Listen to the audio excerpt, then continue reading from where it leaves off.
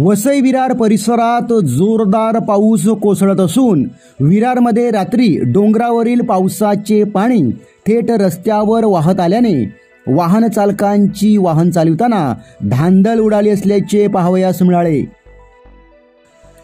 विरार पूर्वेकडील जीवदानी मंदिर रोडवरील हिल पार्क येथील डोंगर भागातून येणारा मुख्य नाला ओव्हरफ्लो होऊन वाहत होता। त्यामुळे नाल्यातील पाणी रस्त्यावर आल्याने रस्त्याला नदीचे स्वरूप प्राप्त झाले होते। या पाण्यात वाहने चालविणे अत्यंत कठीण होत होतं। ठिकठिकाणी पाणी साचल्याने वाहने अडकली असल्याचे पाहावयास मिळाले।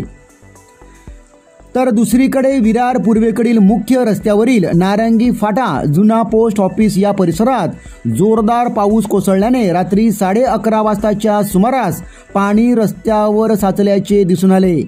पाणी वाहक नाल्यामध्ये कचरा जाऊन ते बंद झाल्याने पावसाचे पाणी रस्त्यावर साचले। परिणामी या पाण्यात वाहने जाऊ शकत नव्हती, वाहने अडकली होती।